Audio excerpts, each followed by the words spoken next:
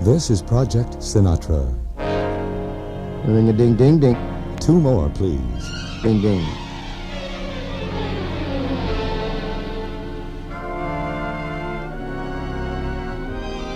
I have to say it. Wowee. This is Project Sinatra. In this hour, producer Sonny Burke names one of his favorite Sinatra songs. Frank discusses his ability to swing. And personal manager Hank Sanicola verbalizes the period from Frank the band vocalist to Sinatra the legend. But first... Without a song, the day would never end. Without a song, the road would never bend. When things go wrong, a man ain't got a friend without a song.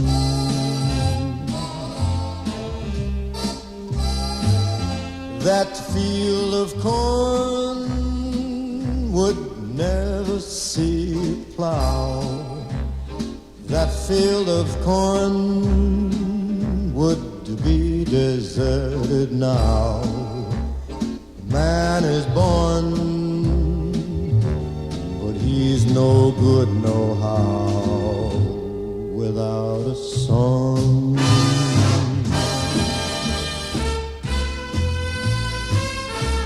I got my trouble and woe, but sure as I know, the Jordan will roll. And I'll get along as long as a song strung in my soul. I'll never know what makes the rain to fall. I'll never know what makes that grass so tall. I only know there ain't no love at all without a song.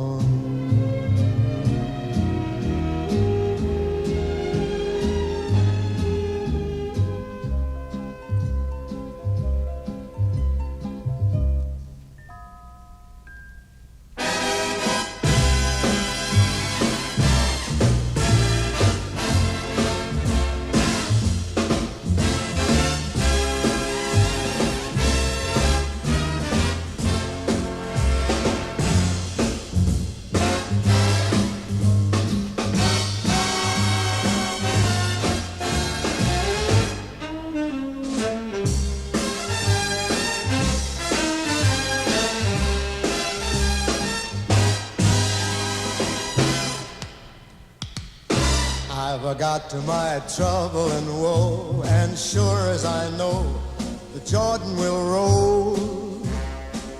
And I'll get along as a song strung in my soul.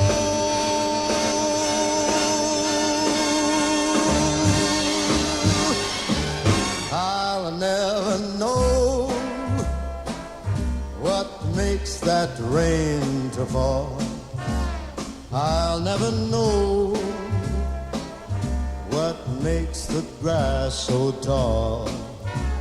I only know there ain't no love at all without a song.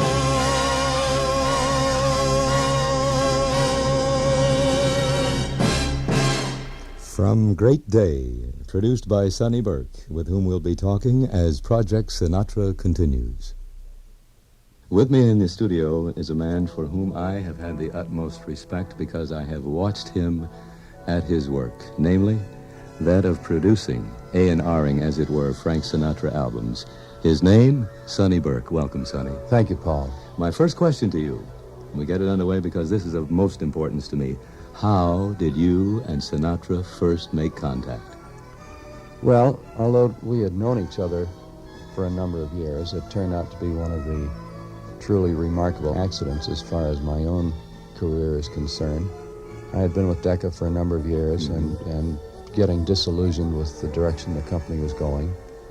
And a very dear friend of mine who had been with Decca happened to have lunch with Mo Austin, and Mo indicated to my friend that there was need for an A&R man at Reprise. I see. Reprise having been possibly not much more than a year old, if that old. Was that at the time, had Hefty been appointed musical director at that time? I believe Neil was the first music director, Paul. And then following that? And then I came in after Chuck Sagal. I see. Chuck Sagal had the post for a while, and they were thinking in terms of a change for whatever reason. I have no idea even now. But when it was offered to me, I literally jumped at the chance, because here was the opportunity of a lifetime for a record producer. What is your personal feeling about Sinatra as an individual? That's the toughest question to answer in the world, because mine is a most possibly a strange answer. I have a feeling of hero worship for this man that I can't describe. There's an electricity, a charm about him. As an individual, he's probably the most individual man I know. A funny answer, I know. That isn't a funny answer. That is flat out. I have sensed that as I've watched you produce his albums. And I have also, on the other hand, noticed the tremendous trust he places in you. When he says, "Is that a take?" and you say, "That's a take, Frank," he buys it. Have you noticed it? I noticed that. Well, it's something to be very proud of, Paul, because I'll tell you, that relationship between an artist and a record producer is all important. Of course, I've also noticed instances in which, when he knew he was right, and it buttoned up all right, his query then to you has to be, were the pots open for the sax section? Was that, technically, was it all right? He knows when he's right. Do you have a song in which you feel, without reference to the arranger, in which there was not an alchemy of feeling between Sinatra and the arrangement, and yet somehow the song was finally put together and came in either through Sinatra's strength or re-emphasizing or changing of the arrangement, then became a better song? Yes, of course, any song that Frank sings becomes a better song. As Billy May said in a previous interview. There's one that stands out, and I think this is really a matter of public knowledge. I'm told, and this again is absolutely no reflection on the writers or the arranger or the producer. It turned out to be the smash, one of Frank's big smashes, but I'm told that Frank really didn't care for the Burt Kaempfert song, Scooby-Dooby-Doo. Really? He really didn't like it. I'm going to look that one up, and I'm going to play that in reference to you. I'm going to find that, and we're going to play that. We'll return with Sonny Burke in just a moment, but first, Scooby-Dooby-Doo. Strangers in the night, exchanging glances, wandering in the night. What were the chances we'd be sharing love before the night was through? Something in your eyes was so inviting, something in your smile was so exciting, something in my heart told me I must have you. Strangers in the night, two lonely people, we were strangers in the night, up to the moment when we said our first hello. Little did we know, love was just a glance away, a warm embracing dance away. And ever since that night, we've been together, lovers at first sight, in love forever. It turned out so right for strangers in the night.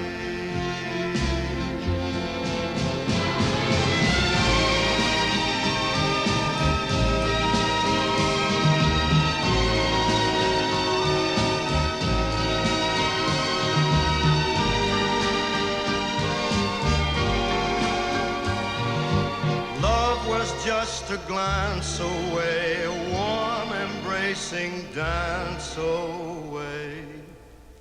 Ever since that night, we've been together,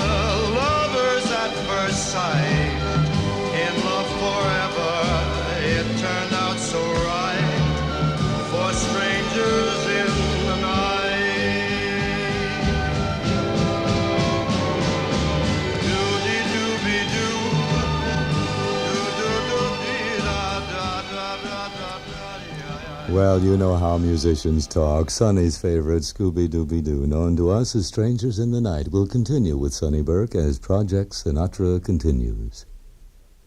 We are talking with Sonny Burke on Project Sinatra. Sonny, as I have mentioned, has been associated personally, not only as a producer of his records, but as a personal friend with Sinatra for many years. I think possibly at this point, I would like to ask you, Sonny, what do you think lies in the future for Frank? Not from anything he might have told you, not from anything he might have told the press. For example, my golf handicap score didn't improve any, so I decided to come back to the business. What do you feel about his return from retirement? I'm overjoyed, as Yes. any true Sinatra fan is, and I consider myself a fan first and Yes. a working colleague at times, secondly. Mhm. I don't know that there are any more pinnacles for Frank to scale. That's the problem. No more mountains. He's achieved everything any human being can achieve along the lines of his talents, which are many, believe me. Yes. As I you have know. felt so long, I always felt, as I've watched you produce his sessions, the Basie sessions, the Fred Waring session, for example. There is this tremendous alchemy between Sinatra and the musicians. To me, music is his life. He's a great actor. There's no question about some of the things he has done. Did it get to the point that he just missed his friends, the musicians? Could that have possibly been it? He wanted a studio again? I believe that had a great deal to do with it. Hmm? I think that with all the emphasis in recent years of Frank's acting career, which has been extensive, I believe that more than anything else, he missed the excitement of the band, the music. He's a great musician. Very possibly, if he had taken the time, or if he had had the chance to go to school, Yes. to really become a professional musician of the caliber of, let's say, the classical musician, Yes. Frank might possibly have become one of the greatest conductors who ever lived. Well, I'm sure that's entirely possible. I remember a previous quote, his great interest deriving his style of singing from the tromboning of the late Tommy Dorsey, and also listening very closely to the violinist Jascha Heifetz. So he has been deeply involved in music on all levels for a long time. Now, to you, Sonny Burke, producer, I want to ask you a final question. What record did you produce with Sinatra? We are discounting the arrangement, we are discounting Sinatra's singing, in which you were able to achieve what in the engineering business and the production business we call the most beautiful mix of all instruments and his voice. Was there one? That's really a tough one, Paul. The one who said, for where I am today, Sonny Burke, that's the best I can handle 16 microphones. I believe that there are several that would fall into that category. Again, I have to be corny All right? and harken back to what Billy May said, and I repeated a few minutes ago, that Frank makes any song sound great. He also makes any combination of musical instruments sound great. True. I was especially pleased with the Basie Sinatra recordings. Marvelous recordings, favorites of mine. And the toughest job of all, as any record man will tell you, is to get a good remote sound when you're recording live. Yes. And we were very, very lucky to get a great sound from Frank and a great performance from Basie's band in that album we did several years ago. I've got a crush on you, sweetie pie, all the day and night time. Hear me sigh, I never had the least notion that I could fall with so much emotion. Could you cool? Could you care for a lovely cottage that you want to meet Monday? We pick out the furniture. The world will pardon my mush, 'cause I have got a crush my baby on you.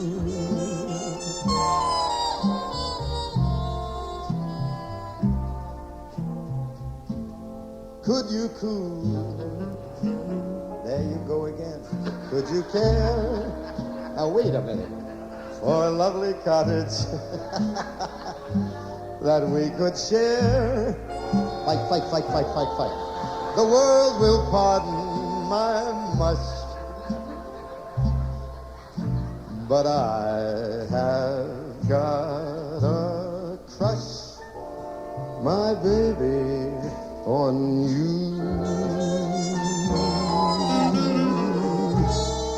Oh, yeah.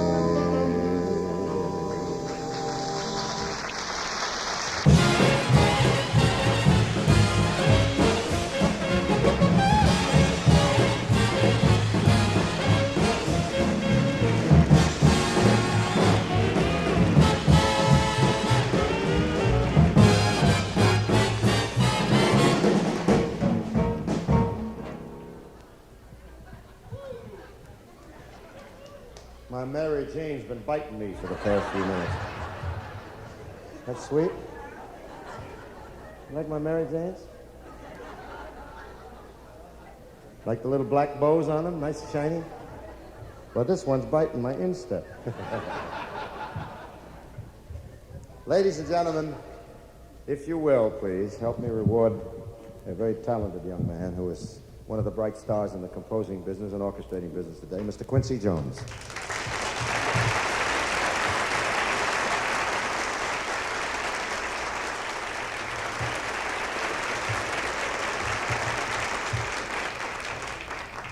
And I couldn't possibly think up any adjectives to introduce this next group, so I merely say the magnificent Count Basie and this great organization. Sonny Burke, it's been a pleasure to have you come by. Paul, thank you for inviting me. Thank you so It's much. a marvelous project. Good wishes. Thanks again, Sonny. Thank you, Paul. Project Sinatra continues. Forget the quality. He was on tour, but the man jumps. Sinatra. It was just one of those things, just one of those crazy flings, one of those bells that now and then ring, one of those things. It was just one of those nights, just one of those fabulous flights, a trip to the moon on gossamer wings, just one of those things. If we thought of it, about the end of it, when we started painting the town, we'd have been aware that our love affair was too hot not to cool down. So goodbye, dear, goodbye and amen. Here's hoping we'll meet now and then. It was great fun, but it was just one of those things. It was just, it turned out to be one of those lovely nights, just one of those fabulous flights, a trip to the moon on gossamer wings. Yeah. If you thought of it, about the end of it, when we started to bust up the town, we'd have been aware that this love affair was too hot not to cool down. So goodbye, goodbye, ta-ta, so long, goodbye, and also amen. Here's hoping we'll meet now and then. It was great fun, but it was just one of those things.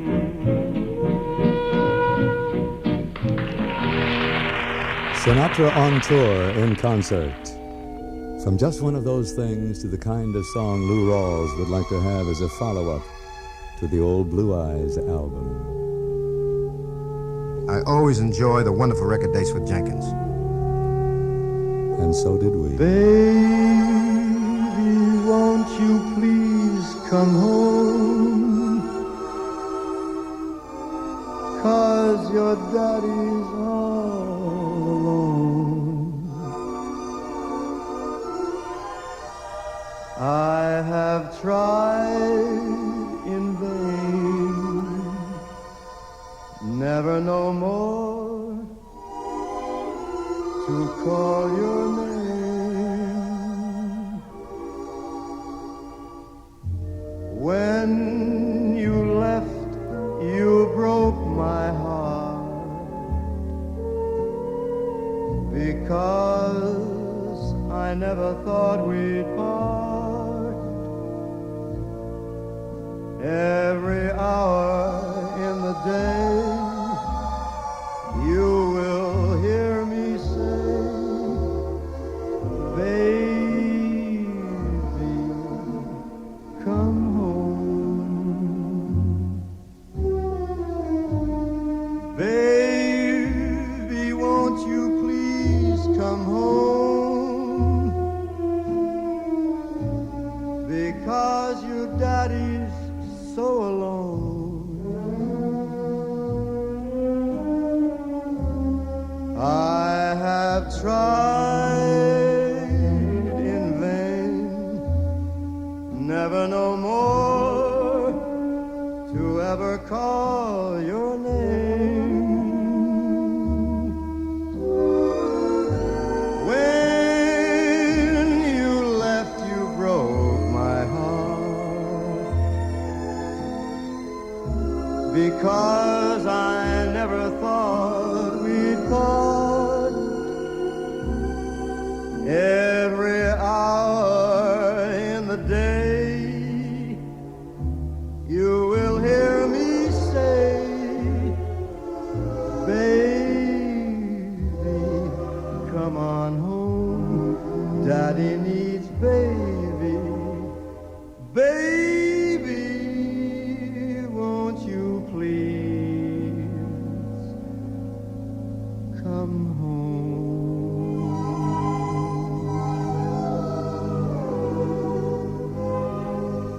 Oh, what baby could ignore a please delivered in that fashion? Project Sinatra continues.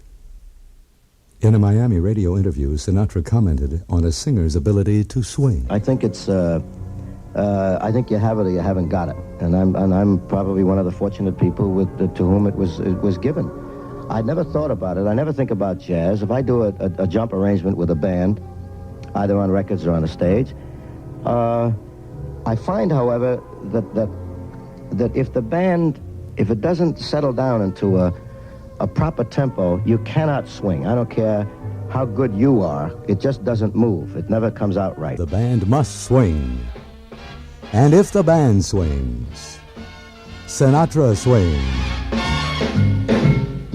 I'll be seeing you in all the old familiar places that this heart of mine embraces all day through. In that small cafe, the park across the way, the children's carousel, the chestnut trees, the wishing well.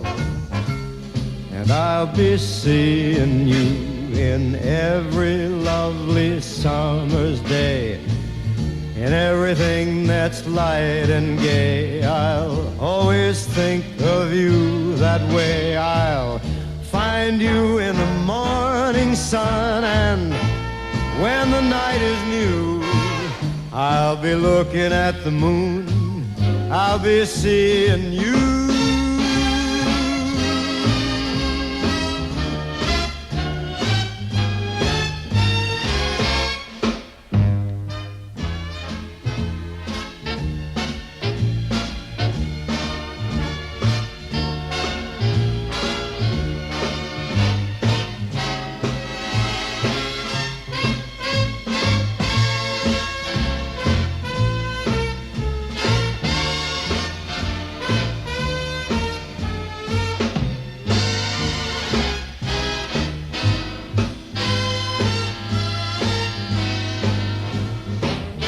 Yes, I'll be seeing you in every lovely summer's day, in everything that's light and gay. I'll always think of you that way. I will find you in the morning sun, and when the night is new, I'll be looking at the moon, but I'll be seeing you. Yes, I will dig you in the early bright, and when the night is new, I'll be looking at the moon. I'll be looking, but I'll be seeing you.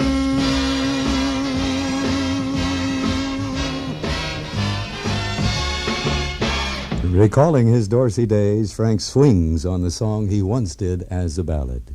Project Sinatra continues.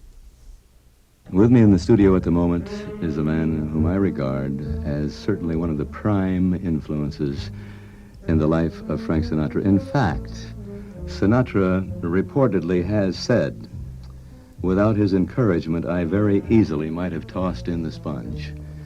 And I am speaking of Hank Sanicola. Hank, you go back to the big band days with Frank Sinatra, right? That's right. I worked for the Warner firms first. Mm-hmm. That's where I met Frank, and then we wrote a song called This Love of Mine. And then Tommy brought me over to his firms. Wasn't there another song? Mr. Success, did you and Frank do that one? Yeah, right. Mr. Success. Right. Yes. Mistletoe and Holly, we did together the Right. Christmas thing and his Christmas album. And then Tommy brought me over to his firms to be close to Frank and, you know, keep him happy because we were, you know, so close buddies. How did it happen when Sinatra left the Dorsey Band that you and he contrived to get together? Well, when Frank was singing with James, Harry James, we would often get together and we'd go to the Jersey Shore in the summertime with the families and we'd dream. That's right. About we were going to form a band. That was the original thing. We thought Frank would form a band and, you know, and I'd be the manager, and which never materialized because when he finally left Tommy, we started to do some dates. Right. And we did some theater dates like the State Theater in Hartford, Right.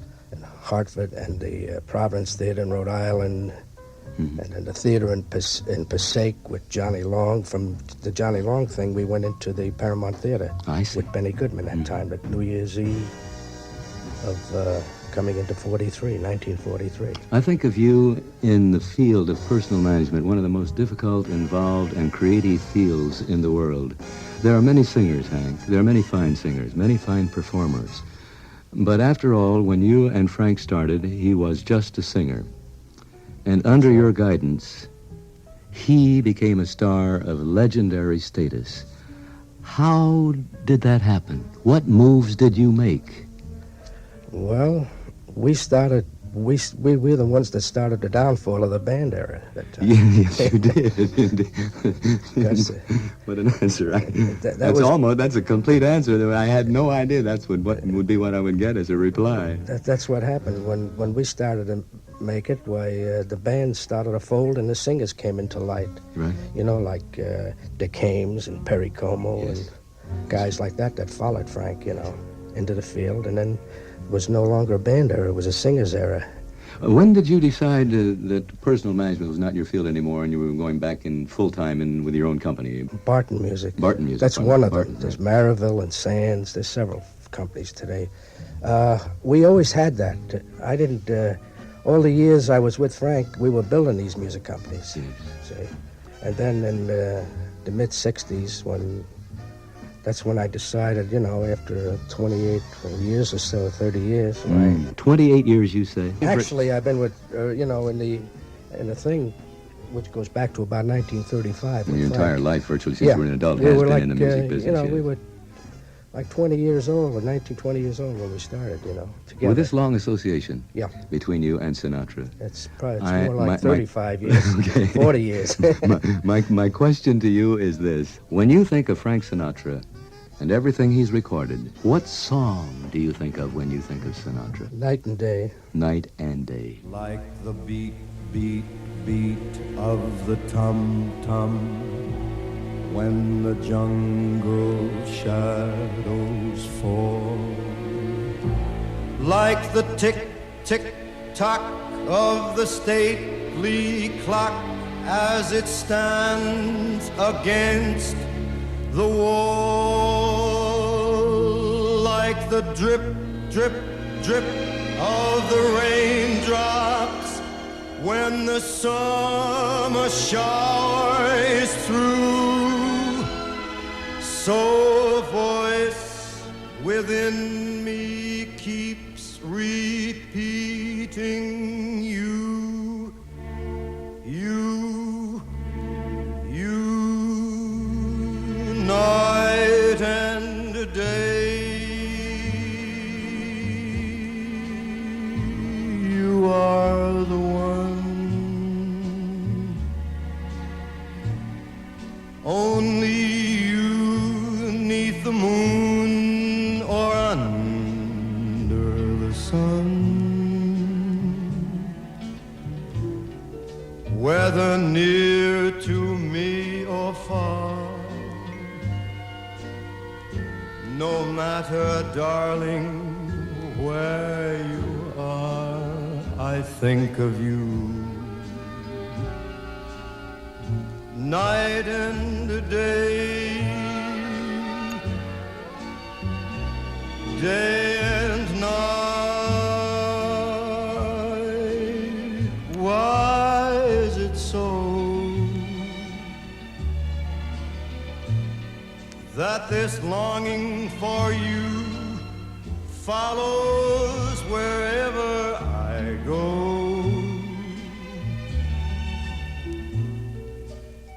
In the roaring traffic's boom, in the silence of my lonely room, I think of you. Night and day,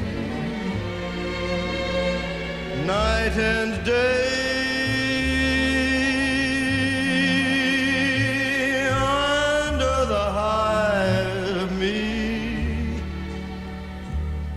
There's an oh, such a hungry yearning burning inside of me, and its torment won't be through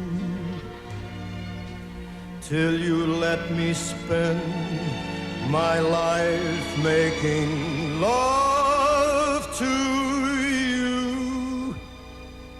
Day and night, night and day.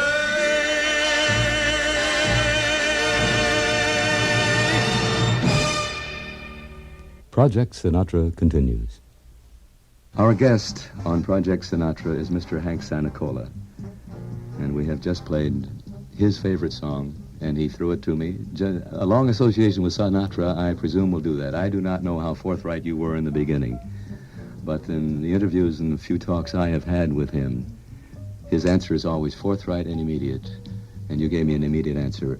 Was there a song which he liked and you didn't care for, and you arrived at a compromise, and it was finally recorded, and it didn't make it, or it did make it, Hank? Oh, there was probably several of those. Many hundreds, maybe, that it's hard to you remember. wrestled about. I'd have to think about that. Okay. we 2 seconds here. Many times we had, he would like something I wouldn't, or I would like it and he didn't, like Hey Jealous Lover. Yes. Frank did me a favor when he recorded that. That was a fifth side. In what way, Hank, did he do you a favor? Well, when we met up at the apartment to decide what songs we were going to do on the record date with Boyle Gilmore of Capitol. Right.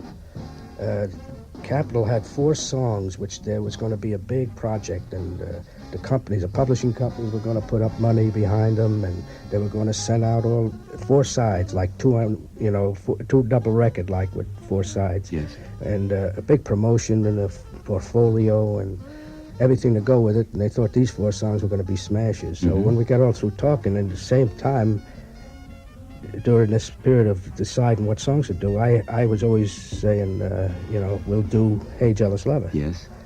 And never getting any response, really. So finally, they stood up after they decided the 4 songs. We all stood up, and they were going to walk out the door, and I says, hey, wait a minute. I said, what about Hey Jealous Lover? And I was beginning to get a little hot, because I guess I was about the only guy in the business who could stand up to Frank or talk. We were so close. Yes. We would fight and have our arguments, Right.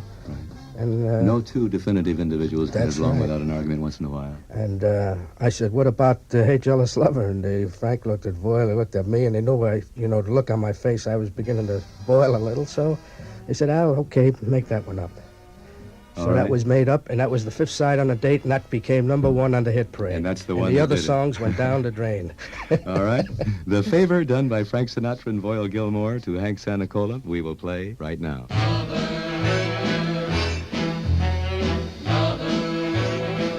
Hey, jealous lover, you're acting so strange. Hey, jealous lover, what is making you change? Hey, jealous lover, how wrong can you be? I'm yours ever faithful, just be faithful to me. I am just as steady as that clock on the shelf. Maybe you're accusing me of what you do in yourself. Hey, jealous lover, I'm telling you true. I know that you're jealous, but there's no one but you.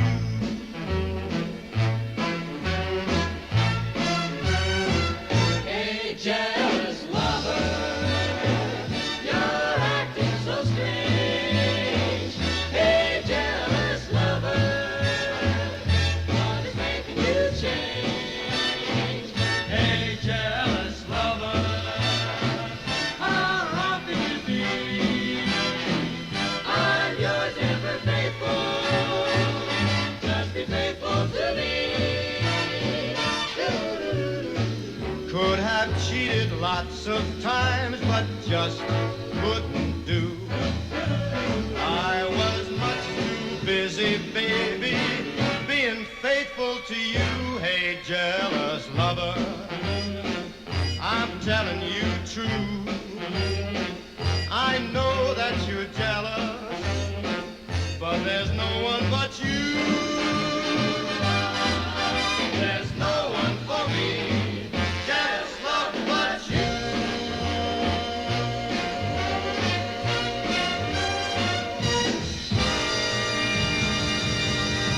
Our in-person guest on Project Sinatra has been Mr. Hank Sanicola.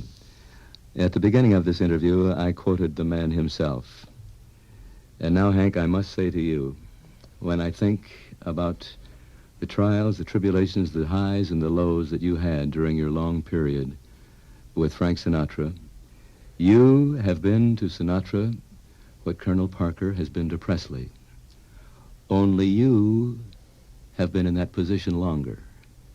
Therefore, from now on, Mr. Sanicola, you are General Sanicola. Not the Colonel. Not the Colonel. You're one up on the Colonel. Okay. Thank you very much, Hank Sanicola. Okay. Nice to be here. Thank you. Project Sinatra continues. Hank and Frank wrote it. Sinatra sings it. When I walk through a jam, no one knows who I am. Put your head on my chest, and I'm Mr. Success. Never closed me a deal. All at once I'm a wheel. Just your head on my chest, and I'm Mr. Success. Why, I once knew a worrying man. He was a hurrying man with never a second to play. He had appointments to keep, people to meet, and it took 30 hours to make him a day. Not for me, not what I want to be. Just your head on my chest, and I'm Mr. Success.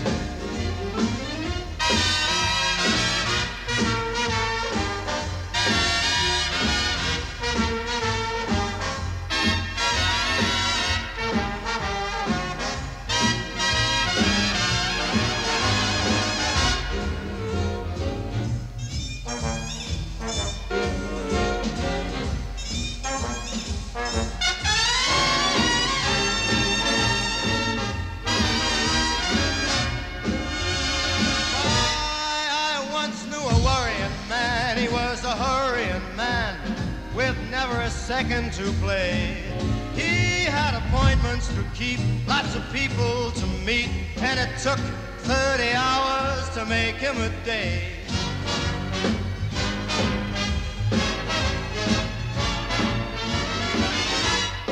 Not for me, not what I want to be. Put my love to the test, that's when I'm at my best. 'Cause with you, pretty baby, standing by my side, I couldn't be a failure even if I tried. 'Cause you make me Mr. Success.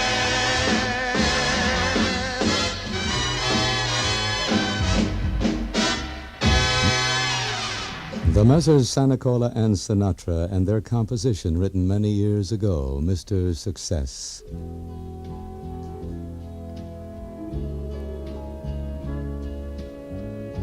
It is ballad time from his latest album, Old Blue Eyes is Back.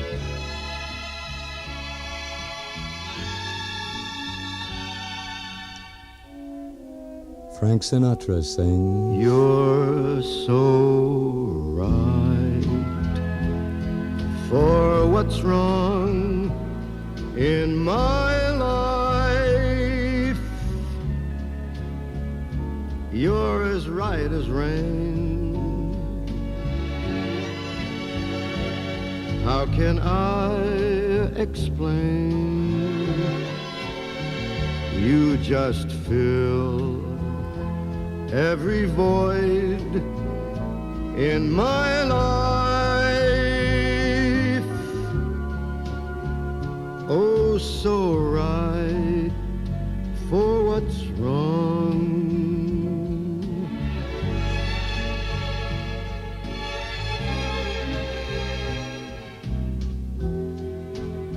Fingers reaching, searching for the touch of love's first meeting. Something tells me that you're right for what's wrong in my life.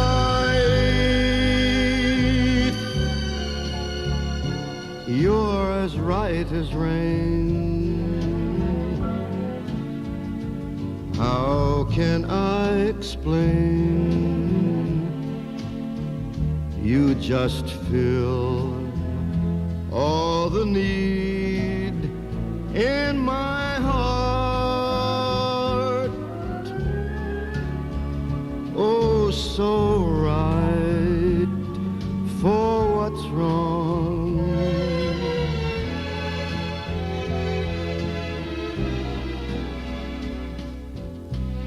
You've changed my world into a Shangri-La without a single word. I knew that you would right every wrong in my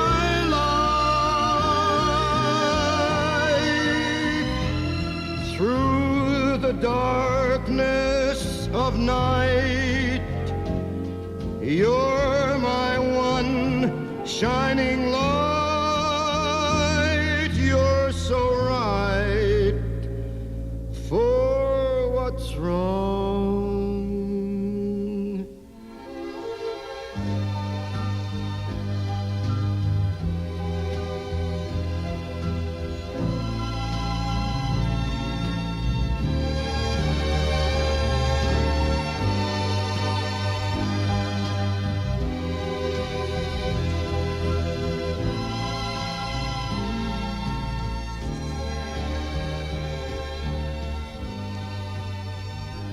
Sinatra, sweet and slow.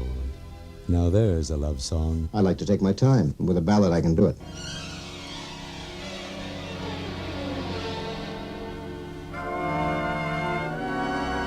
During our next hour, we will have some incisive comments from longtime accompanist Bill Miller and guitarist Al Viola.